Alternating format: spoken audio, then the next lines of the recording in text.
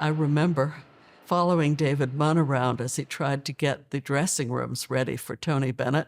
So I stripped wires and David wired lights in, things like that. The last chandelier was hung in the ballroom at 4:30 p.m.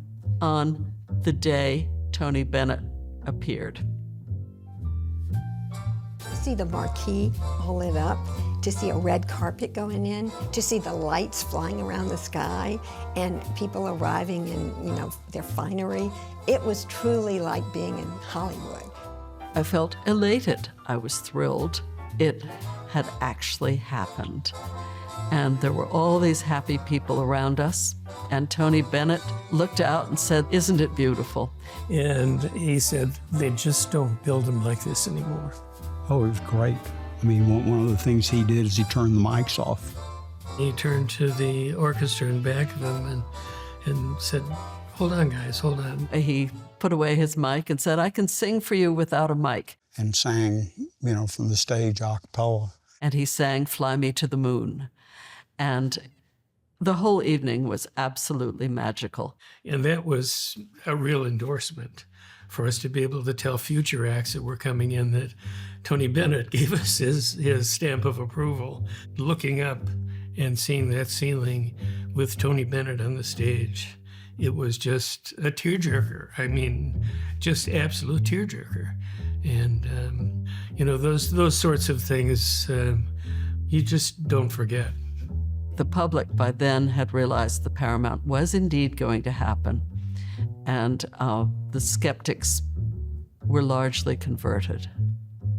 To watch the entire community react the same way, people really were thrilled to know that this had succeeded and that we were going to make it happen. And the way you look tonight. The Tony Bennett concert was the culmination of what everybody had been working for. And that is an evening I will always remember because we did it.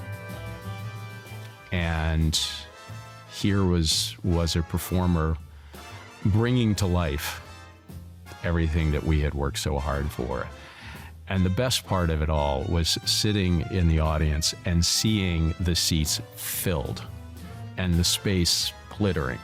The performance was lovely, but to be in this space as a community, enjoying what we all accomplished together it still makes me a little bit emotional.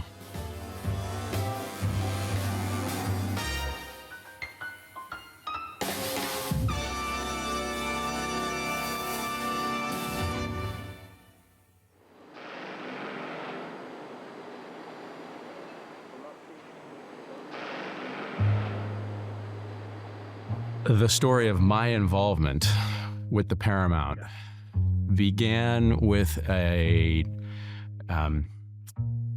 probably illegal tour of the building by crawling over the rooftop from a building I worked in on this same block. Paul Wood asked me if I would like to go to lunch with him and see the Paramount Theater. And I'd never heard of the Paramount Theater. So I asked what that was, and he said, it's an old movie theater. And he said, we're thinking of trying to restore it. We came down to the mall, and we went into the Paramount with hard hats and flashlights. It was dark, incredibly humid, trash everywhere. It was dank. It was musty. The theater was so shabby, and it needed more than a lick of paint. There was peeling everything, peeling paint, peeling fabric. And I saw those beautiful tapestries, but it was a disaster. Lights that were hanging from wires above, and I saw the ceiling, saw the silk panels on the wall, and I just knew this is something I could get my teeth into. The auditorium, however, blew me away. It was big. It was octagonal. It had neoclassical elements. Outside the stage door on Market Street, the bottom of the steps, there's a drain. Well, the drain was blocked and the water just poured into the basement. 8 feet of water standing in the basement. And if you talk to David Munn, who was sort of the spiritual caretaker of the Paramount for a lot of those years, he'll tell you the story of having a canoe down in the area that was flooded. Pigeons were having a grand old time in the box office area. Where it's moldy, it's soggy, it's falling in on itself. You start with the vision of what it will be, and then you work toward that.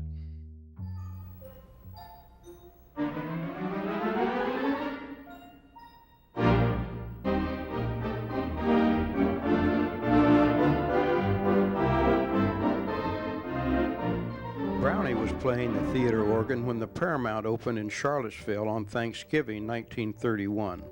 Following World War I, a wave of prosperity and America's growing obsession with the movies resulted in the construction of beautiful movie theaters in towns and cities throughout America.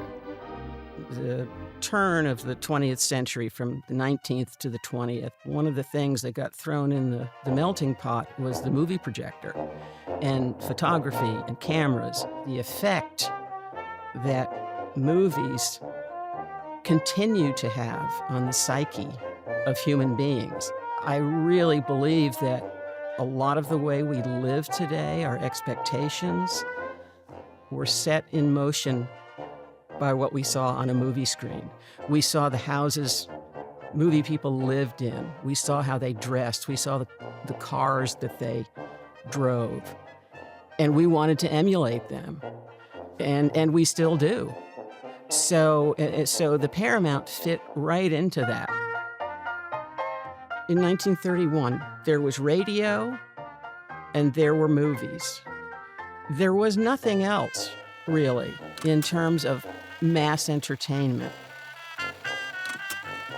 The Paramount was a gathering place for families, for friends. You know, that's what the Paramount provided in the 30s through about 1970. Then you have this long hiatus where the Paramount went dormant, and then it opens again in 2004. You see a very similar thing happening. People come to the Paramount for exactly the same reasons. Somebody dubbed us the community's living room. And we sort of took that, because we thought, yeah, that's what we want to be. We want to be the place where you come and you're comfortable and you're entertained and you meet friends. Well, in a way, it was like the 6 blind men looking at the elephant. Some people saw it as a theater. Some people saw it as a gathering place. Some people saw it as a piece of architectural history that had to be saved because one should save good architectural history. And our intention, which we made no secret about, was to restore it to its 1931 appearance as much as possible. What we promised people was performing arts. There are an infinite number of obstacles that you will have to overcome in getting to that vision. We knew that we had a vision that was very big right from the very beginning. And we're very lucky to have that immediate response from the community that made it possible for us to then move forward. Having a vision that everyone agrees to and is excited about allows you to work through each and every individual problem toward the greater goal. The more we went along, the more we realized this is not a Boy Scout paintbrush kind of deal. And when we had to really hire a contractor and start talking real numbers and put some reality checks in place, the whole process was kind of, how are we going to make this happen? What are we going to do? And let's get doing something. So we did. The original idea had been to go down 2 stories underneath this floor. And what we found was that the groundwater issues down there prohibited that. We excavated the entire auditorium. All the chairs went out. We dug a full floor beneath here so that we could get in all of the backstage spaces that didn't exist beforehand. And while we got the floor out, well, we might as well bring heavy equipment through that door and drop it down into the basement below. And we dug almost all of it out. And I mean, that was an incredible feat. And the problem was we weren't 100% certain that when we put the floor back with all of the space below it, that the acoustics would be as good as they were. The good news is that they are. So you begin with the vision, and then you start knocking off all of the challenges and understanding how to build a fly loft when one didn't exist here. We realized that you couldn't put a full orchestra on stage. Stage is too narrow, so the stage has got to come out. In order to do that, we're going to lose, I think it was 160 seats or something like that. So your audience capacity was going to go down from that. You know, alas, we had the segregated balcony, which was segregated by law.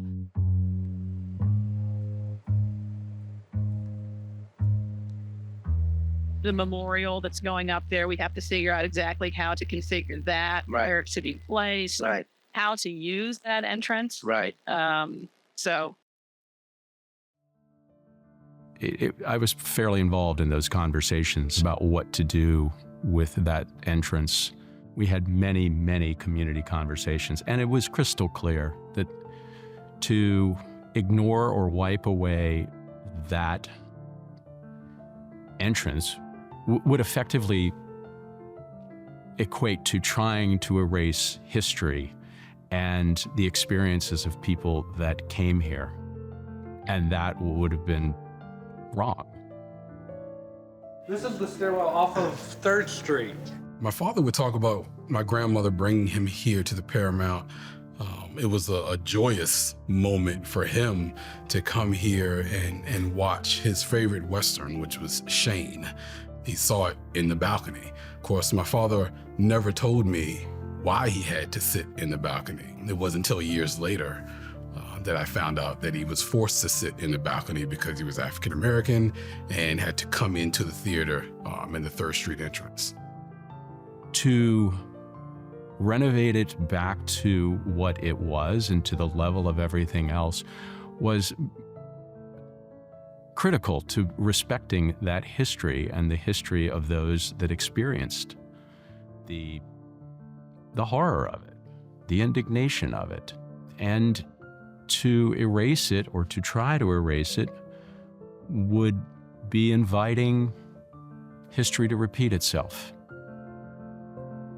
Without the 3rd Street box office space still being there, we wouldn't be able to tell this story in the same way. So it gives the Paramount a great opportunity to be able to do something special with that space, to commemorate it, to continue to tell that story, and allow community members for future generations to be able to even walk that space and experience it in the same way that our ancestors once did. It's different to be able to experience it actually being in the space versus someone just showing it to you where it used to be, right? And telling you about it.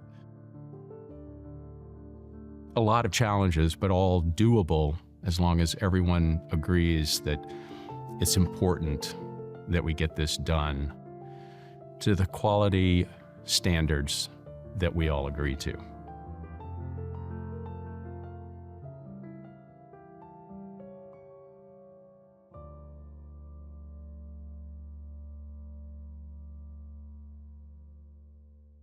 Back in the 30s, Charlottesville was a thriving little community because of UVA, and there was no real arts venue in this community. So in 1931, they started construction of the Paramount Theater. By putting together people who could recognize the value of what the Paramount could represent to the community, it was essentially a shared effort. And that's how it happened. Wick and Carter McNeely and Bob and Janice Aaron got involved, Bill Tucker, and George Ray moved through the legislature the tax exemption for the building, which was terribly important going forward. A little under 10% of our restoration cost did come from state and municipal and county sources. The city kindly gave $500,000. The county gave $300,000, and the state gave $750,000. And we were helped there again. Another nice miracle, friends of Wick and Carter's, the Peter Easter, a wonderful man who also helped enormously with the municipal band, which now happily comes here to the Paramount. We were also enormously lucky that Hunter Smith recognized that we were very tight on our budget. And as the phrase went, we are building a vanilla box. How will we trim it out? How will we do the finishes? The finishes is the phrase. Jeff Dreyfuss was tremendously helpful in developing the wonderful design of the ballroom with its mirrors and chandeliers and sconces. Conrad Schmidt was able to rework these arches here, the sort of barrel vaulting. So, miracle after miracle, the right people turned up. And a celebration is underway right now at Charlottesville's Paramount Theater. I can't wait for this one. Robert Van Winkle joins us live from the downtown mall with more. Robert, what are they celebrating? Oh, folks, this is absolutely incredible. You are watching the very first ever Bobcat Ballet. These are front-end loaders and ballerinas dressed in construction attire, dancing to Tchaikovsky's Swan Lake. And as you can see, the celebration is in full swing on the downtown mall in Charlottesville. Let me let you just listen and watch for a second.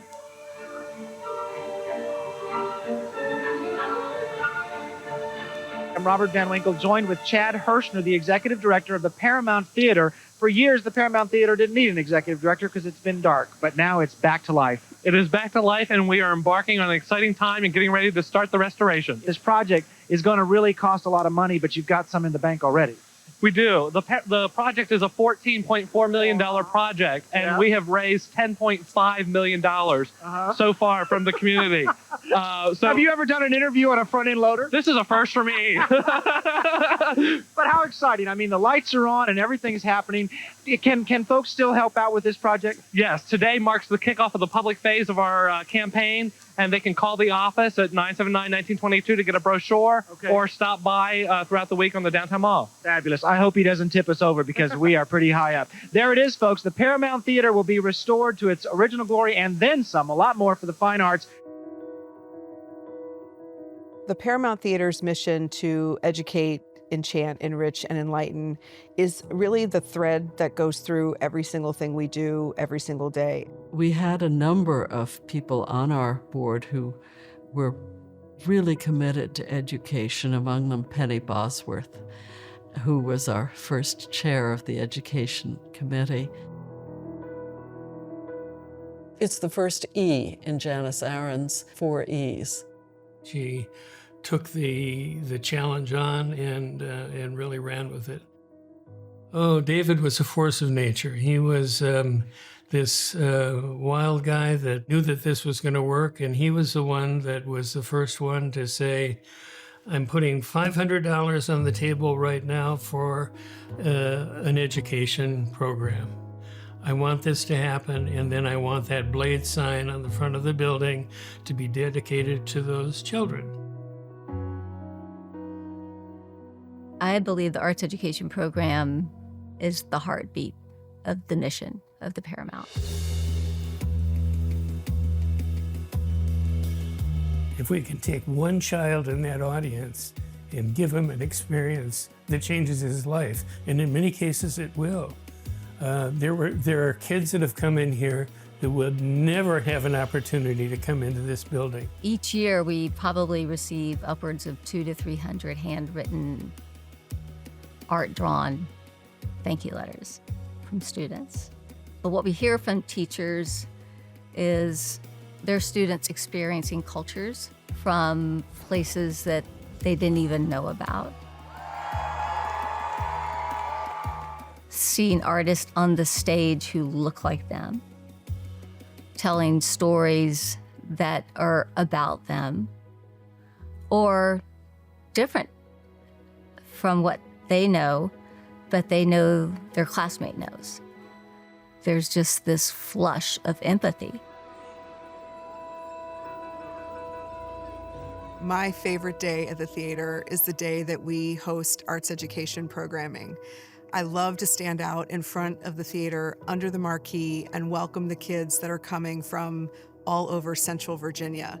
I also hear kids say, I've been here before, and I can tell my friends about this, that, and the other. And that's really special that they have a pride in the fact that they have come back to this really special venue. When those children, kindergarten and up, walk through the doors of the Paramount for the first time, if you have ever seen one of their faces light up, they are like in awe, and are we in a palace? They're so excited we're in a palace. The energy in the building is nothing like when they introduce an act and the kids all start screaming and going crazy. It's a really cool feeling. I always encourage our staff whenever possible. It's like, you got to be down there for the beginning of any of the education shows. To have them focused on something on stage is really, really cool for them to have that shared experience, because I don't think in general we don't get to do that a lot as much as a society anymore. So We have this responsibility to continue to offer programming that entices every age, every demographic, and to truly be the community's theater.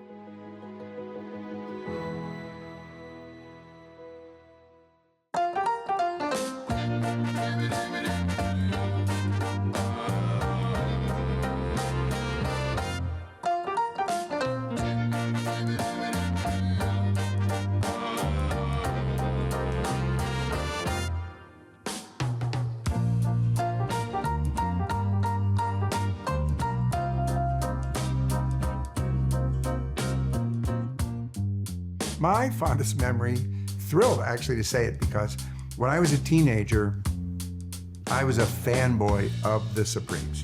So I mean, Diana Ross, I liked the songs, I liked everything about her. And then she came to the Paramount, and we were in the fourth row. This hand shook the hand of Diana Ross, and she gave a thrilling performance.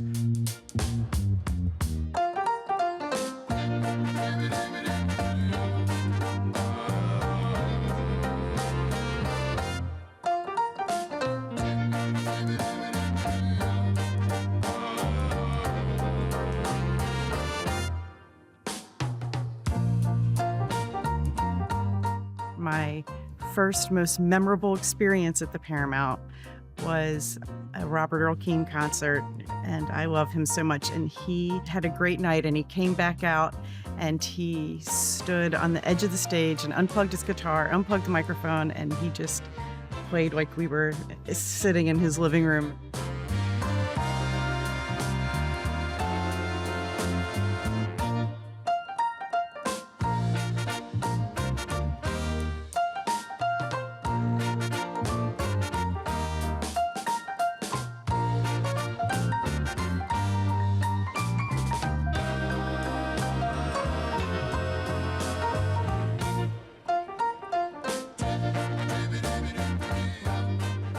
You see, in the newspaper, if they're going to talk about the downtown mall, most often you're going to see on the front page, Daily Progress, the Blade.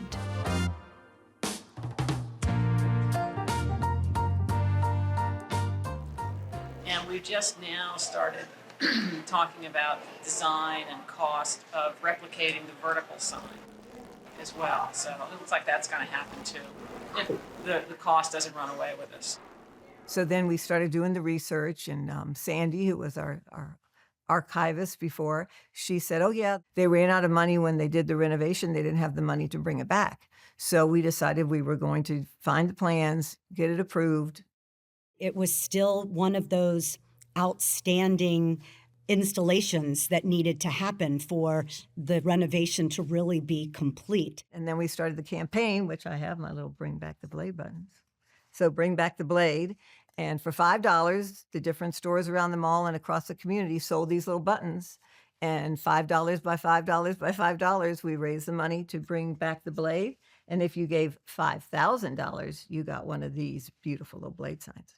So it was really fun. It was very community-based, and we raised the money, and we had a big lighting ceremony on the downtown mall, and it was packed. It was just absolutely wall-to-wall people. The huge flatbed truck that brought that blade onto the downtown mall, the day that it was installed, that it went up, it was against the most exquisite blue sky I've ever seen. So that vibrant red and gold standing against that blue sky we lit the blade on that grand illumination occasion. And it was so fun.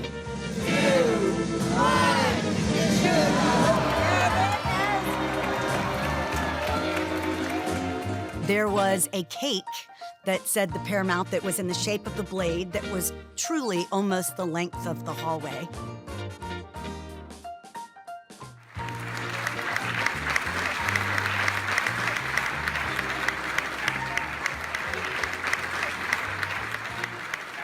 To get an award like LHAT from your peers is really the Academy Award of Historic Theaters. The Blade opportunity came, and that was something that, a lot of other theaters hadn't done, or they had done different lighting, but not back to the original one. So that was a fun thing to put out there for folks. It was well-deserved from the beginning. I mean, from the kind of charming chaos of the first years to this really well-oiled machine. We had a 3D version made for each of the staff members. And as you can see, I still have mine, so I bet everybody else still has theirs too.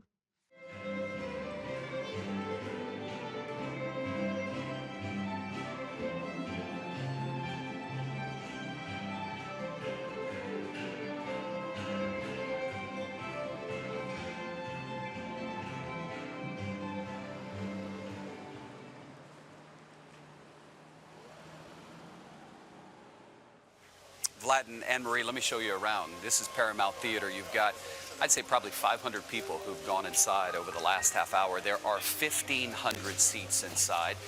I would say it's somber, quiet out Attack here. there in Charlottesville, Virginia. At the service, her mother spoke about what good she hopes will come out of the loss of her daughter.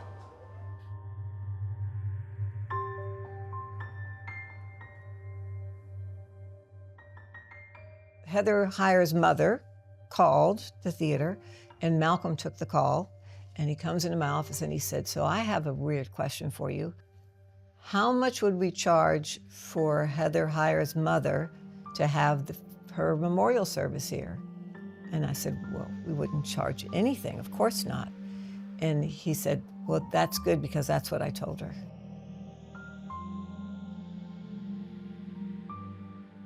For me, it was a way of recognizing and giving the community an opportunity to once again come together.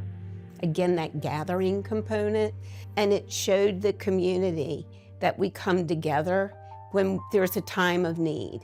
And it makes no difference who you are. This theater is here to be able to provide that kind of support for those who want to use the facilities.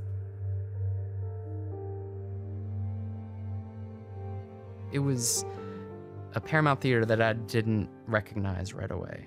No matter how weird it was, something that was happening at the Paramount made it all just like, here we are.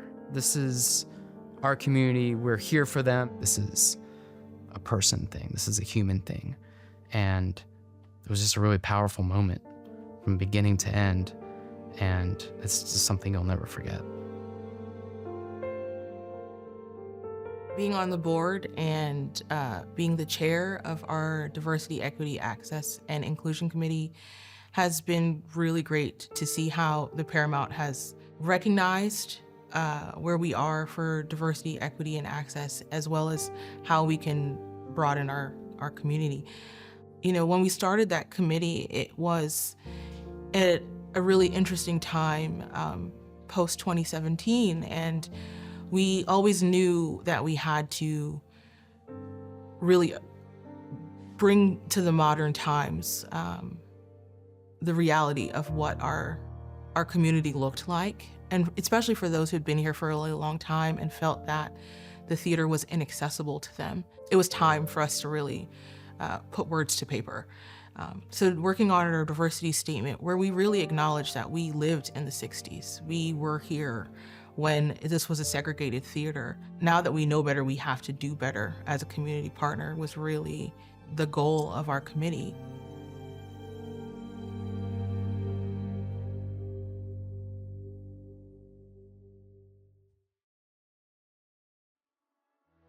The staff really had to come together to get through COVID, and it was scary. And I was so happy none of us got COVID during the initial phase. And when we all got vaccinated, I just wept because that's as far as I could get us. We all took such good care of each other, and we made it to that point, and that was really a big deal. A little bit of a celebration that we made it that far. Working with Chris, staying on top of what was happening throughout the state, trying to stay in touch with the staff, wanting to make sure that people didn't forget about the theater and that they knew that, yes, our doors had closed before, but we were not going to let them close again. And that was why it was so critical that we come up with a plan, and this is all the staff. And it was a long time before things looked up. And we all had hope that we were going to get it back. And we worked hard to get it back. And no matter how hard we worked, it was going to be up to the folks that wanted to come back to the theater to come back to the theater. No matter what we did. But we did it anyway. The Paramount was clearly so important to this community, the way that they rallied around this theater. During COVID, the arts were by far the hardest hit, and it was not lost on everyone around the Paramount that this place could close were it not to be embraced and supported by the community. We made the decision to leave the blade and the marquee lights on, because if not, when those lights go down, really makes it dark. So we left them going the whole entire time, just as a symbol that we would be open and we would be coming back. We programmed shows and we programmed movies and we made everybody sit 6 feet apart. And it took a while for people to feel comfortable to be in a theater setting. And they came back. And we just kept plugging at it because we believed in it and we knew that one day it was going to come back again. People were supporting because they wanted to know that when this horrible pandemic was over, that this wonderful place would still be a place where they could return to. It's that moment when you kind of realize that you got something special, and that's what I think life is about.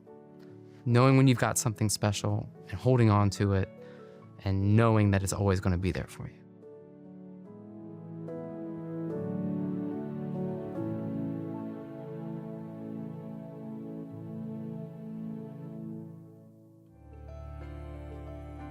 As a cultural leader, the role of the Paramount is one of collaboration.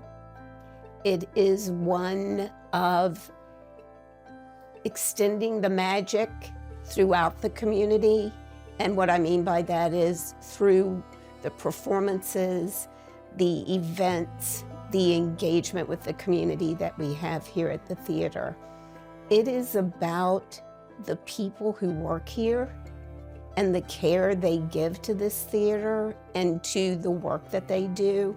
What we've done has given the community a spot to really call home for the arts. Collaborating with all these organizations in our community, uplifting those they serve through the arts with their missions to be able to carry out their work. I see all of these nonprofits bringing groups in here, doing things and raising their funds for their community on our platform is so gratifying. It's about those who walk through our door and want to have an amazing experience. And we need partners, donors, patrons, our staff. We need all of those people to have the same love for this theater as I know that Chris and I do. We know everyone works hard at the Paramount because when you think about the size of the staff, the number of events, the number of patrons coming through that door, you know that it takes an army. So it's a fast-paced day, but with the crew that I have, the staff that helps get us through, it's such a blast. And this is what we live for in this theater, is being able to put on a production that loads in the morning. The people on the street don't even know that's happening. So being able to have that happen behind the scenes, they come in at nights and put on the show. And they just have a great time, then they leave and we load out, and then they come in the next day for a different type of event. It's fast-paced, but it's what we need to do to stay current with our community, to keep them engaged, to keep them active with our shows.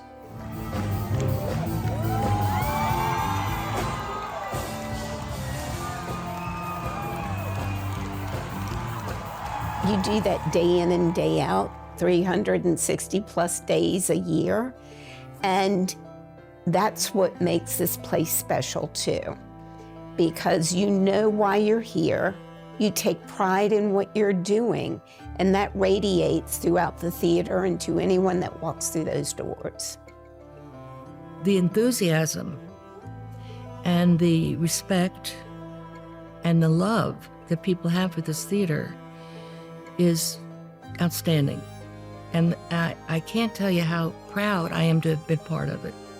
It's worth volunteering. It's worth contributing in whatever way you can to make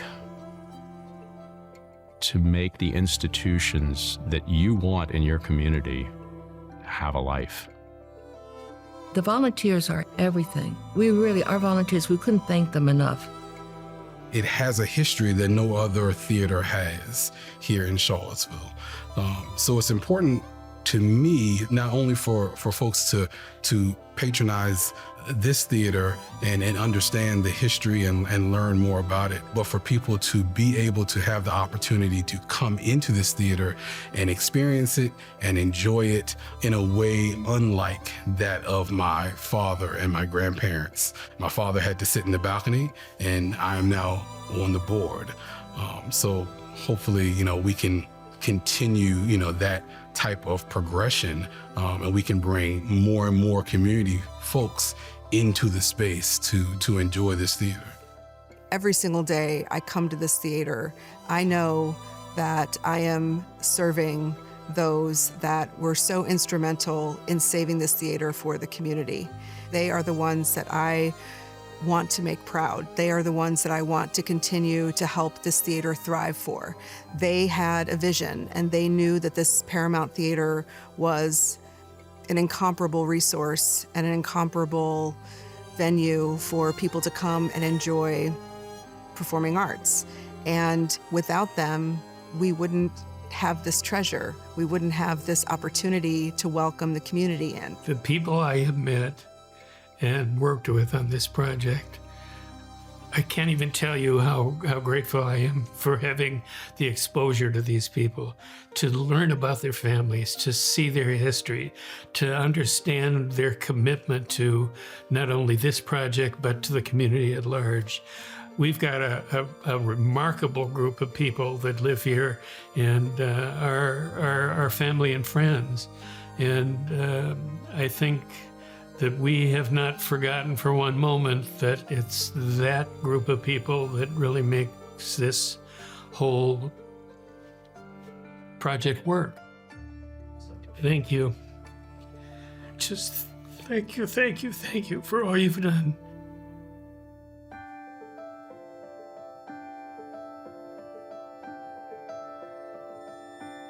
I look around at every single detail that was restored, and I think someone made a decision about that. Someone made that selection. And almost all of those people are still engaged with the Paramount Theater of Charlottesville. And it puts a smile on my face to think about how every single day I can serve that legacy. Onward, upward, on with the show.